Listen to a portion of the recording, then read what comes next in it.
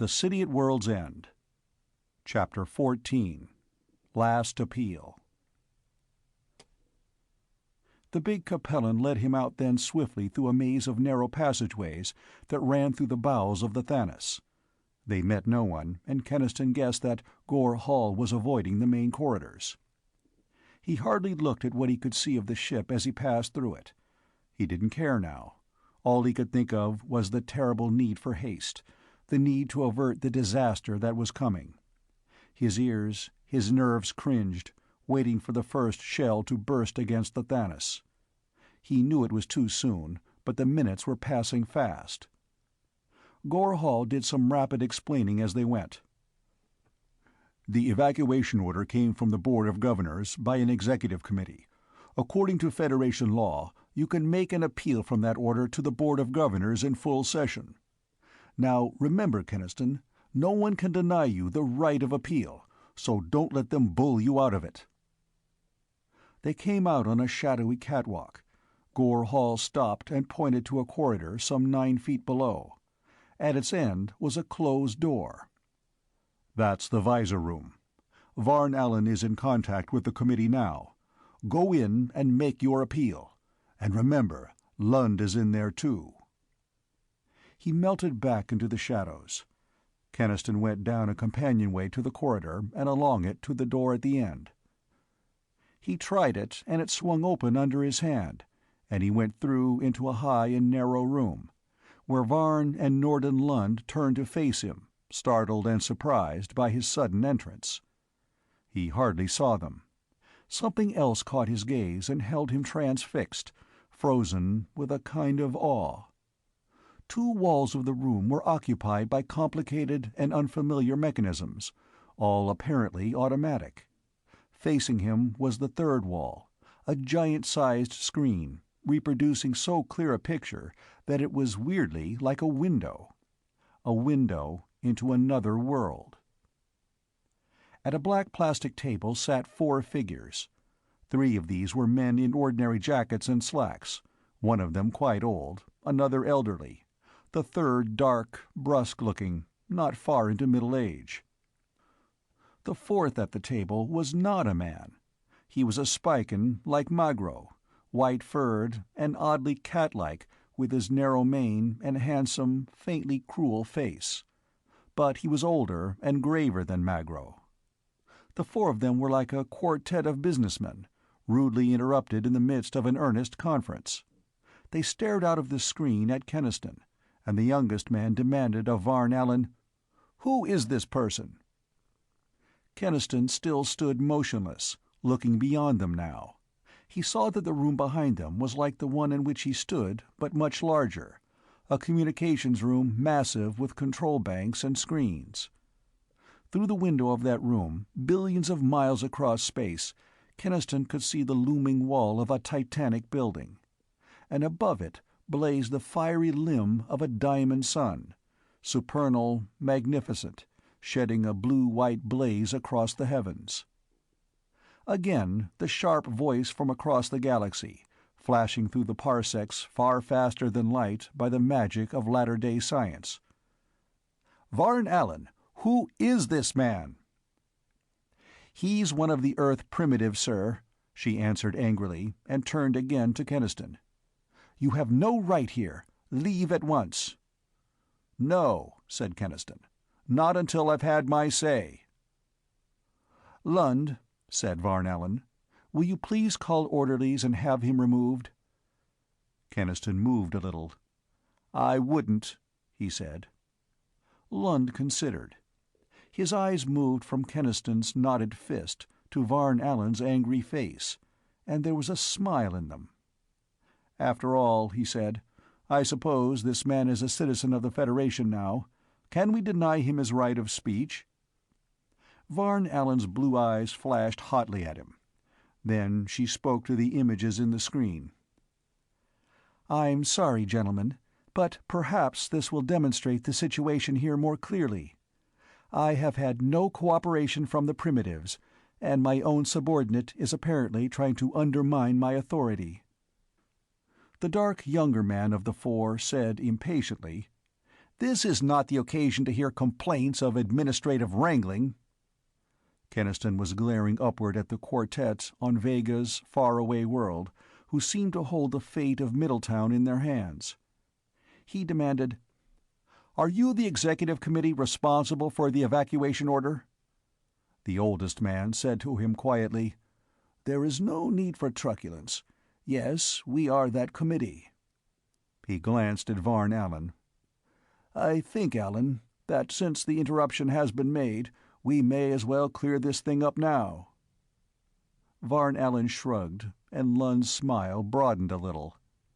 Keniston said, "I'm sorry, but there isn't time for politeness. In a few minutes, my people are going to fire on your ships. I don't want that to happen. I don't want my people killed, nor yours." The old man answered, "There will be no killing.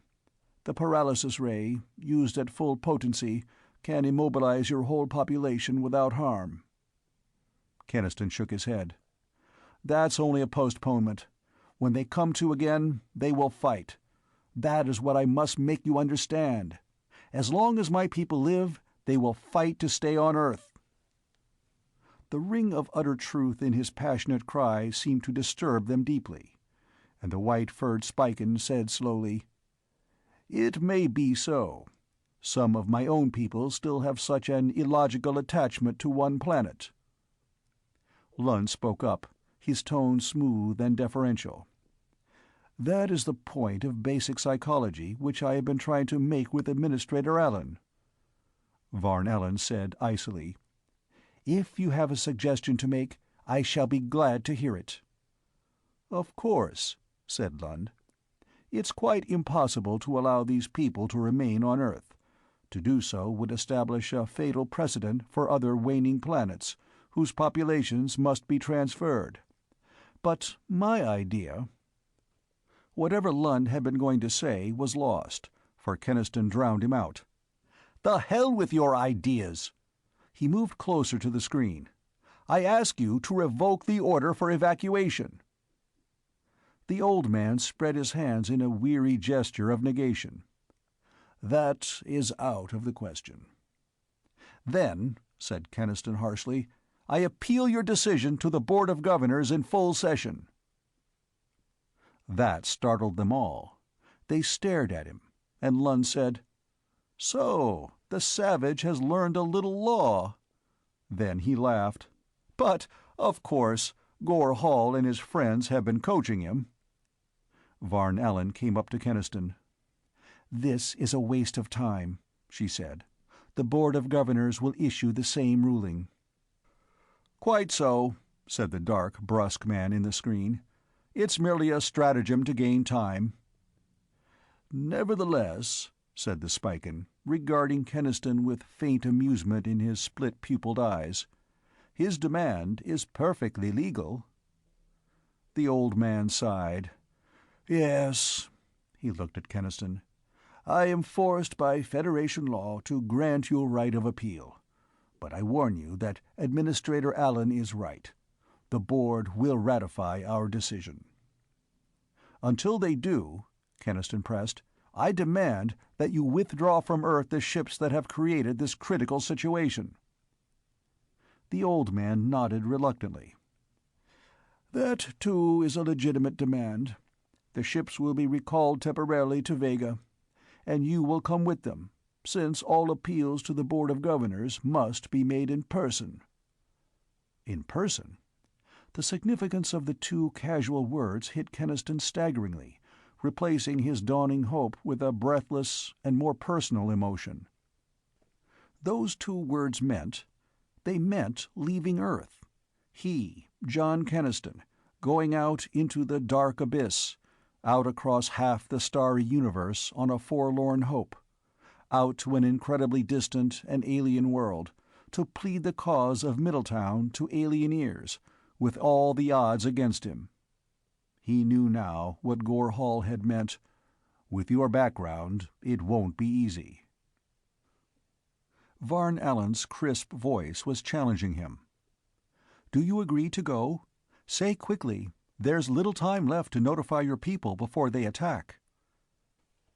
Mention of that imminent attack that meant irrevocable disaster to his people steadied Keniston. He had to avert that, at any cost or risk. He drew a long breath. "Yes," he said. "Yes, I'll go." "In that case, Administrator Allen," said the old man, "you will take your ships off in not more than 2 hours." He rose, signing that the interview was closed. "I shall notify the Board of Governors." The screen went blank. Varn Allen looked at Keniston and said, "You had better go and tell your people at once." He knew, as he went out, that she was very angry. But Lund seemed strangely pleased. With what speed he could muster, Keniston went back across the desert toward the portal, and with every step he took, the incredible reality of his commitment beat into his mind. "You're going away from Earth. You're going to get into a ship, that ship, and step clear off the Earth, out to the stars." Just the realization of it gave him a feeling of vertigo, a shuddering recoil, and he knew that he had to keep his mind away from what it would be like in that ship, in space. He had to avoid anticipation, or the impact of it would be too much for him. Soldiers met him well outside the portal, raising their rifles but lowering them again when they recognized him. Beyond them, the red dust was flying from laboring shovels, and the gun limbers were being wrestled into place. "What's going on out there?" cried a sergeant. "Are those ships going to attack? Where's the mayor?" Keniston interrupted. "Back inside the portal. They're all there, waiting." Keniston pushed past them, between the half-dug trenches, and saw Hubble and most of the council grouped around Mayor Garrus just inside the dome. Most of Middletown's people seemed crowded in the background, held back by rope barriers. They weren't shouting now. Their faces looked anxious, and he knew that that demonstration of the paralysis ray's power had cooled down their rage and given them something to worry about. Garrus' plump face was haggard with strain, too, and he greeted Keniston with a suspicious scowl. "What brought you back? I thought you'd stay out there with your friends." Keniston's temper, tightened by the weight of the thing he was going to do, let go. "For Christ's sake," he snarled, "I've been fighting to save your necks. I've even agreed to go out to Vega to do it, and this is the kind of reception I get?" Then he was ashamed of his outburst and got a grip on his nerves. "Listen to me. Those ships are leaving. They're leaving inside of 2 hours, and I'm going with them.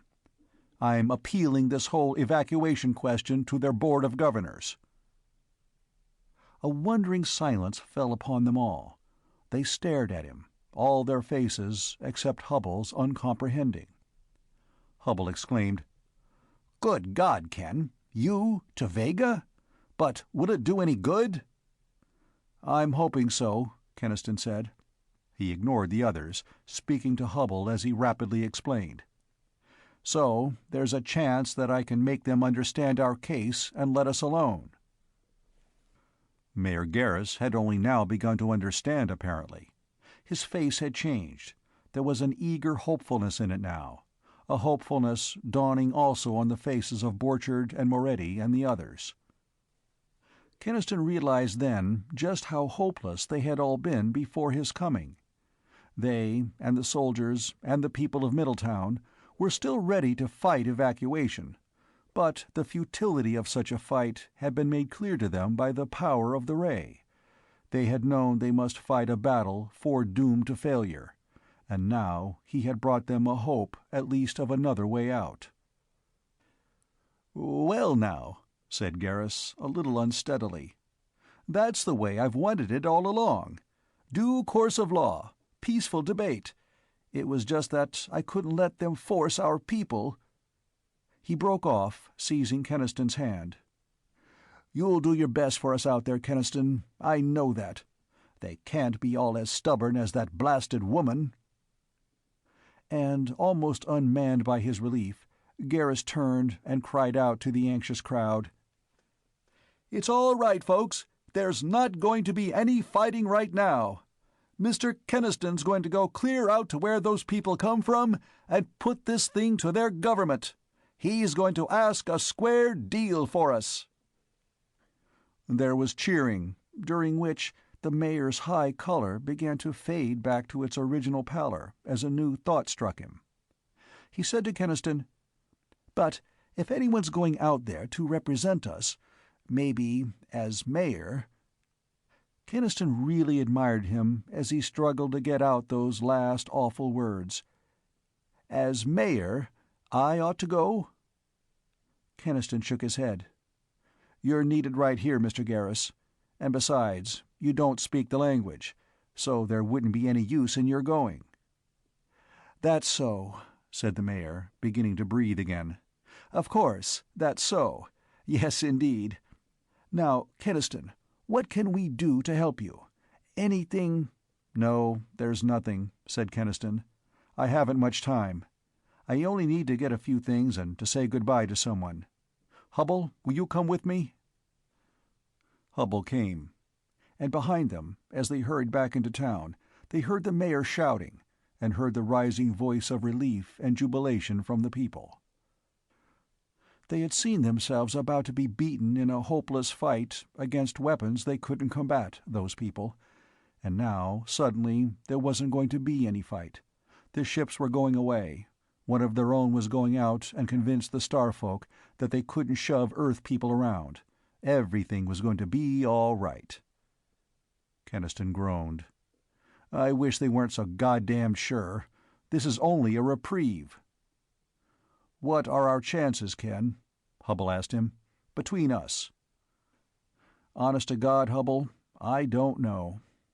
I've got us into a big, undercover struggle that I don't half understand yet." He told Hubble what Gore Hall had said, and added, "Gore and the humanoids are on our side, and maybe they're only using me as a cat's paw. Anyway, I'll do my best." "I know you will," said Hubble. "I wish I were going with you. But I'm too old, and I'm needed here." He added, "I'll get Carol while you pack." The nightmare unreality of it hit Keniston again as he hastily got his few necessaries together. It was just like packing for an overnight run to Pittsburgh or Chicago, instead of for a trip across the galaxy. It couldn't be really going to happen. Carol's face, when she came, didn't help him. There was no color in it at all, and when he took her in his arms and tried to explain, she only whispered, "No, Ken, no. You can't go. You're not like them. You'll die out there." "I won't die, and I can maybe help us all," he told her. "Carol, listen. If I can do this, if I can find a way out for us, it'll make up a little for our work that brought this whole thing on Middletown, won't it? Won't it?" She wasn't even listening to him. She was searching his face, her hands clinging to him painfully, and she said suddenly, "You want to go." "Want to?" said Keniston. "I'm scared stiff. My skin is crawling right now. But I've got to." "You want to go," she said again, and looked at him. He thought, as though he finally saw clearly a barrier between them. "That's the difference between us. It's always been the difference. I only want the old things, the old loved ways. You want the new." Time was running out, and a sort of despair was in him, and it made him grasp her with a rough male masterfulness, and hold her fiercely against the intangible tide that was sweeping them apart. "I'm going to do what I can for us all, and I'm coming back the same. And you're going to be waiting for me, Carol, you hear?"